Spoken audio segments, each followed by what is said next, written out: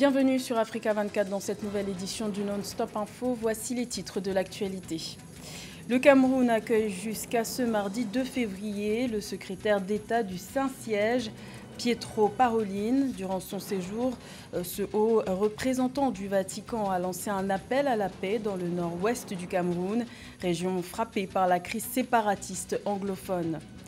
Face à la pandémie de Covid-19, les femmes et filles de l'espace francophone bénéficient d'un appui. Un fonds de solidarité dénommé Francophonie avec elle a été déployé dans 20 pays, un fonds de près de 3 millions d'euros. Et le championnat du monde de handball a pris fin le 31 janvier. C'est le Danemark qui a remporté le titre. Nous ferons le point sur le parcours des équipes africaines qui ont participé à cette compétition. Mais tout d'abord, en Ouganda, l'opposant Bobi Wine a déposé ce lundi 1er février un recours devant la Cour suprême pour contester les résultats de l'élection présidentielle du 16 janvier. Des résultats officiels qui le créditent de 34,8% des suffrages et qui donnent la victoire au président sortant Yoweri Museveni avec 58,6% des voix. Pour Bobi Wine, qui revendique la victoire à ce scrutin, l'enjeu est de taille puisqu'il s'agit d'une bataille pour la démocratie. D'après lui, la Cour suprême a désormais 45 jours pour juger ce recours.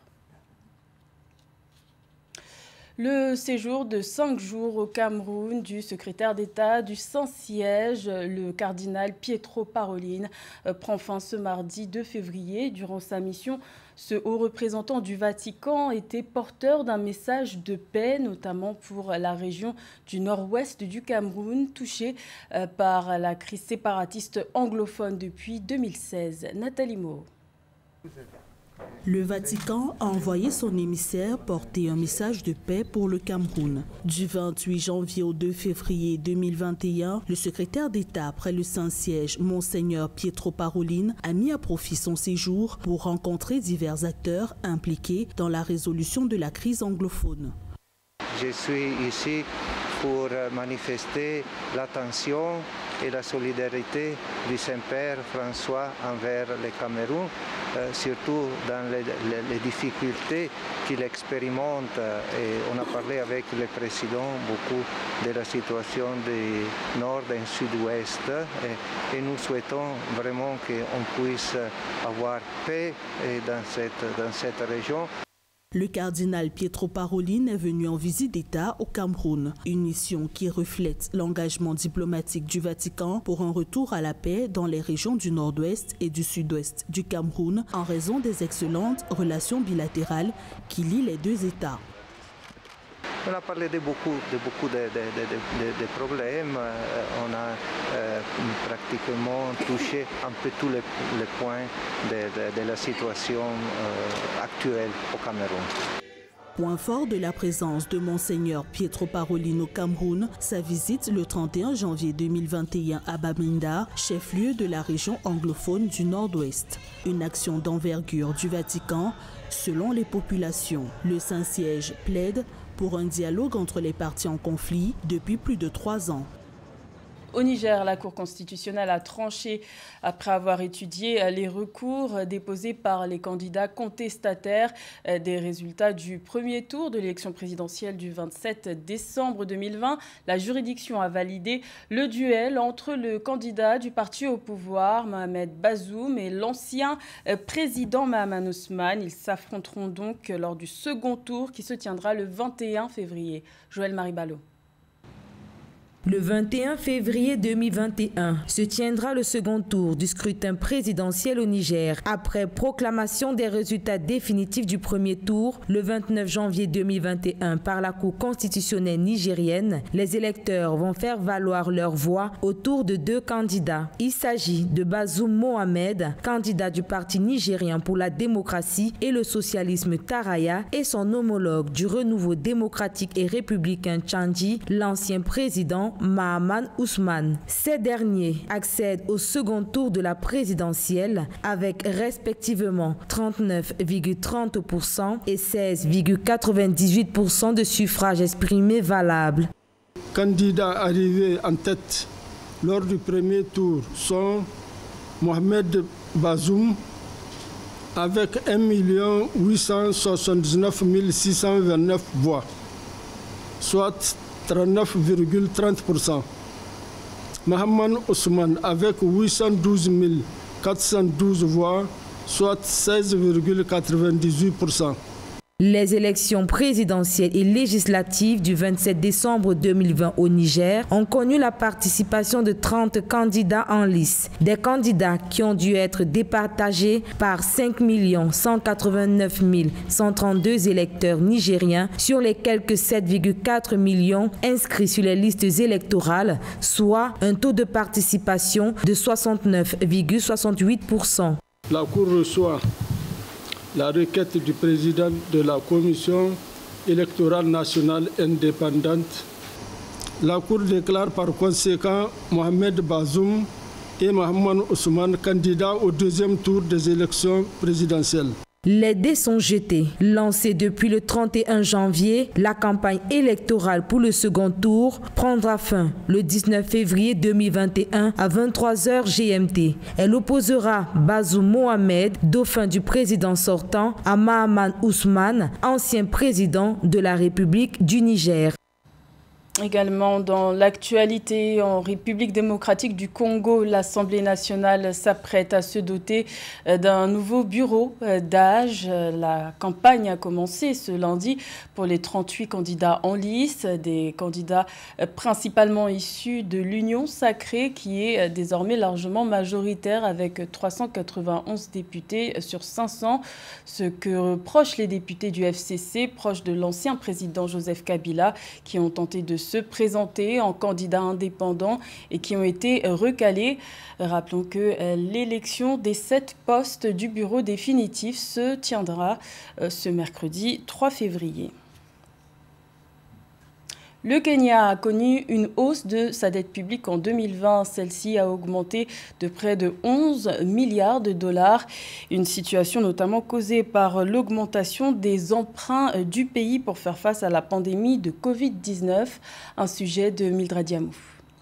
La dette publique du Kenya a augmenté de 11,8 milliards de dollars en 2020. D'après un rapport de la Banque centrale publié le 29 janvier 2021, la dette de ce pays d'Afrique de l'Est est passée à 66,1 milliards de dollars contre 54,3 milliards de dollars en janvier 2020. La situation de Covid indique que chaque dirigeant politique se batte pour faire survivre son pays de 2 points de vue, du point de vue sanitaire et du point de vue économique. Et puis, lorsque vous regardez la proportion des chiffres en termes d'endettement, ce n'est absolument rien de grave. Beaucoup de pays africains ont la capacité de s'en sortir et le Kenya a la capacité de s'en sortir. La résilience sanitaire et la résilience économique sont d'une importance capitale. Et aujourd'hui, tous les pays du monde sont endettés, y compris les États-Unis et beaucoup de pays européens que l'on peut considérer comme riches. Je ne vois pas pourquoi on devrait s'inquiéter d'un endettement qui croît un petit peu pour le Kenya. Cette situation s'explique par l'augmentation des emprunts pour répondre à la pandémie de Covid-19. La hausse de la dette publique du Kenya est également causée par divers projets d'investissement mis en œuvre par le pays pour contrer les effets de la pandémie. Ces projets incluent notamment la construction des routes et des chemins de fer. La seule sagesse qu'il faut avoir, c'est de s'assurer que l'argent de l'endettement n'est pas détourné, qu'il est utilisé à bon escient. Le reste, la solidarité intergénérationnelle permettra que le peuple kényan fasse la capacité nécessaire pour être en mesure de rembourser les engagements de l'État. L'urgence aujourd'hui, ce n'est pas de réduire l'endettement. L'urgence aujourd'hui, c'est de créer une plus grande économie capable de rembourser, mais pas aujourd'hui et demain par contre. Malgré un déficit budgétaire, la croissance du Kenya reste positive, témoignant d'une résilience liée à la diversification de l'économie. Après une décennie de croissance située autour de 6% et soutenue par des investissements publics massifs dans les infrastructures, le Kenya reste le seul pays de la communauté de l'Afrique de l'Est classé à revenu intermédiaire. Près de 3 millions d'euros, c'est le montant déployé par le Fonds de solidarité, la francophonie avec elle, dans 20 pays de l'espace francophone.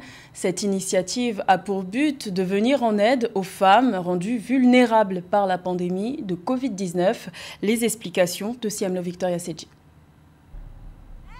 le Fonds de solidarité, la francophonie avec elle, parce que ce sont elles les premières victimes du Covid-19. C'est par ce projet d'un montant de près de 3 millions d'euros que l'Organisation internationale de la francophonie vient en appui aux filles et femmes francophones rendues vulnérables par la pandémie. Un soutien qui devrait leur favoriser l'accès au développement économique, à l'éducation, à la santé, à la citoyenneté et à la formation. La francophonie avec elle financera à cet effet des actions de terrain dans l'espace francophone, notamment en Afrique, dans les Caraïbes et au Liban. C'est un fonds qui a d'abord été alimenté par l'OIF avec un investissement de départ qui est issu en fait de toutes les sommes qui ont été économisées parce qu'on a dû annuler des programmes ou ce qu'on n'a pas pu faire pendant la crise de la pandémie. On a essayé d'utiliser ces fonds-là. On a mis une somme, c'était à peu près 3 millions d'euros, qui a été aussi alimentée par les États. Certains États ont fait des dons assez conséquents la première année. La première phase de lancement a démarré vers la fin 2021. Des organisations non gouvernementales parmi les plus actives, sélectionnées après un appel à projet, sont déployées sur le terrain. Objectif, apporter un appui au maximum de filles et de femmes dans tout l'espace francophone. On a décidé aussi d'ouvrir ce fonds à toute personne qui veut contribuer. Donc on a une plateforme internet où même si vous le souhaitez demain, vous pouvez faire un don. On espère vraiment conscientiser les gens à cette problématique parce qu'en fait les femmes dans tout l'espace francophone, on s'est rendu compte que les femmes ont été les premières victimes. Souvent les femmes subsistent par des économies de proximité, des petits métiers mais qui finalement ont été les premiers à être affectés par la crise sanitaire et c'est à ça qu'on a voulu répondre. 59 projets répartis sur 20 pays ont été sélectionnés sur près de 1400 projets réceptionnés en ce qui concerne la première phase de lancement. La seconde phase est annoncée pour courant 2021. À noter que le comité de gestion du projet est composé d'experts techniques francophones. La 27e édition du championnat du monde de handball a rendu son verdict le 31 janvier. C'est une nouvelle fois le Danemark qui s'est imposé. Les Danois conservent donc leur titre acquis il y a 2 ans. Mais quel bilan peut-on tirer du parcours des équipes africaines dans cette compétition? Élément de réponse avec José Douglas. Et les équipes comme le Maroc, la RDC, la Tunisie et l'Angola sont sorties dès le premier tour de la compétition. Et le Cap-Vert, qui a vu son effectif se réduire après des cas de Covid, et il restait 9 joueurs au lieu de 10, comme l'exige le règlement, a donc été obligé de se retirer de la compétition après avoir disputé un seul match contre la Hongrie, perdu 27-34. L'Égypte et l'Algérie ont franchi le premier tour. Les Égyptiens ont disputé les quarts de finale face au Danemark et après une égalité parfaite au temps réglementaire, ils ont été battus sur tir au but 4-3. Un duel de haute volée entre eux, les intouchables danois et le pays hôte surmotivé. Pourtant, les Pharaons étaient optimistes avant ce match contre le Danemark. Être qualifié pour les quarts de finale, c'est une grande chose. Il y a beaucoup de grandes équipes qui sont éliminées. On a atteint notre objectif et maintenant, c'est le moment de rêver. Quant à l'Algérie, les Fennecs perdent seulement de 3 buts face à l'équipe de France qui n'a guère brillé lors de ce match. L'équipe d'Algérie en pleine reconstruction avec un nouvel entraîneur, Alain Porte, et les joueurs ont tenu la dragée haute à l'équipe de France. Une sélection algérienne qui promet à condition de travailler. Cette équipe d'Algérie est nouvelle et on la découvre dans cette compétition. Elle défend très dur et très haut et on savait avant le match que l'on allait rencontrer quelques difficultés. La preuve, on ne peut pas dire que la France est largement supérieure à l'Algérie. Psychologiquement, avant le match, on se disait que l'on n'avait pas le droit de mal jouer contre cette équipe. Nous ne sommes plus la grande équipe de France d'il y a 10 ans. L'Égypte et l'Algérie comptent une victoire dans la compétition et dans la phase de groupe. Quant au Maroc, la RDC, la Tunisie, l'Angola et voire le Cap-Vert, ces pays doivent revoir leur copie pour produire un meilleur jeu lors du prochain rendez-vous international. Seule bonne note, il y a du potentiel dans nos sélections. Dans le reste de l'actualité, l'Organisation internationale des migrations recherche 3 milliards de dollars pour venir en aide à 50 millions de personnes déplacées ou touchées par les crises en 2021. Selon le Bureau de la coordination des affaires humanitaires des Nations Unies, plus de 229 millions de personnes auront besoin d'une aide humanitaire ou de protection en 2021, ce qui représente une augmentation de 40% par rapport à 2020. C'était le journal de la rédaction. Merci de l'avoir suivi. L'information continue sur Africa 24.